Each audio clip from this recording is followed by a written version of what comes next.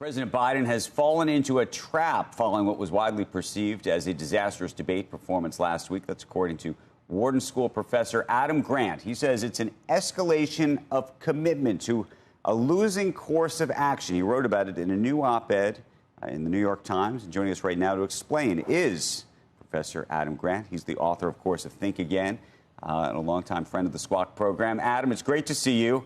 I read your piece, from top to bottom with great fascination.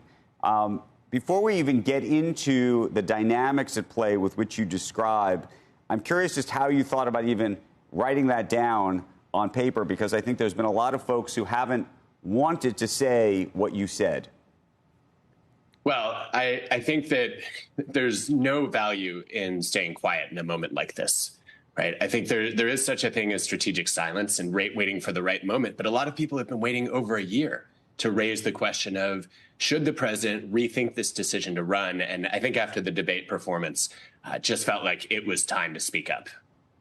And just to put one fine point on that before we get into some of the organizational psychology issues you describe, the president is going to be on television this evening with George Stephanopoulos. Is there anything you believe he could say which would change your mind? Well, I don't have a clear view of, should he walk away immediately? Should he, stay in the race? Should he wait another few days? I think that, though, the writing seems to be on the wall. And I think at this point, even if, he's able to demonstrate a lot of vigor and cognitive clarity, there's an open question about whether voters will change their mind. And I think that's a question that needs to be weighed a lot more seriously than it has been so far. Adam, if you knew now, if I could tell you that Kamala Harris would be the nominee in spite of Joe Biden, and that she would lose as well to Donald Trump, would that change your mind on whether President Biden should go?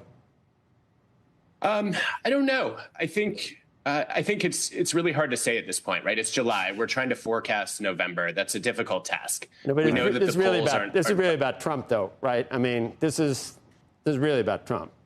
I mean, you think Biden's going to lose to Trump, so you would run a potted plan if you could, if you thought that they could beat Trump. This is all about the bad orange man for you, is it not? I wouldn't have phrased it that way, Joe, but. Look, I think that there are a lot of people who are worried about the state of democracy, and so I think the big question for the Democrats except at the Washington Post, they're more worried about the state of democracy under Biden than under Trump. You saw that piece, I guess. Yeah, I did. But look, I think the question here for Democrats is who's the best candidate to defeat Donald Trump, and I think so far, what I'm seeing from President Biden's advisors is. They're more trying to focus on the question of, should he run or should he not run, as opposed to asking if we're really concerned that democracy is on the line, who is the best person to save it? Adam, speak to this. In the piece, you talk about what you call this trap, the escalation of commitment to a losing course of action. And you say that's a formal name or a technical name. Walk us through that thinking. Also walk us through that thinking in terms of the team that's around him. And to the degree you think their credibility is in question, if they pursue this path, what happens later if, in fact, they have to switch? Okay, so escalation of commitment in the last half century of research is the finding that when people are facing possible or likely failure, instead of rethinking their decisions, they tend to double down and invest more, and they end up throwing good money after bad. It sounds like a sunk cost problem. But the biggest drivers of escalation are not economic. They're emotional. It's about ego, identity, and image. So we've heard President Biden talk about how he's a fighter. He doesn't want to feel or look like a quitter.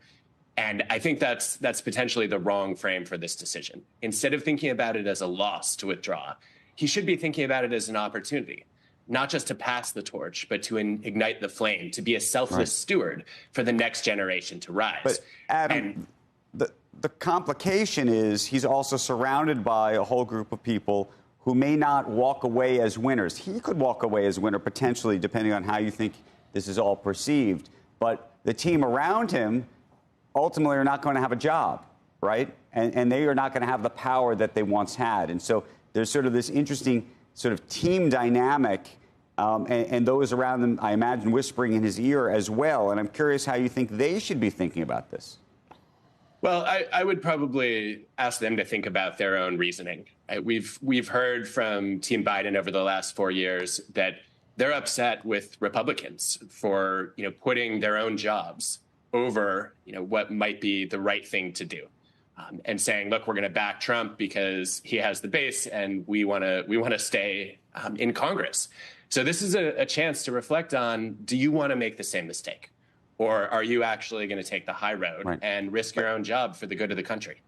Adam, I don't know if you read, but Reid Hoffman put out a note last Friday effectively saying, what, Democrats need to rally around the current president. That actually Republicans, by the way, you were talking about loyalty, Joe, that Republicans, when there's a problem, they rally around their people. They don't walk from their people.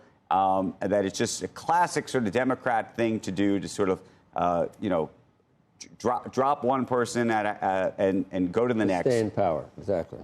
No, not to stay in power. Not for the party to stay in power. Well, one way is doesn't matter who the figurehead is. And how long has Joe Biden really been in charge anyway?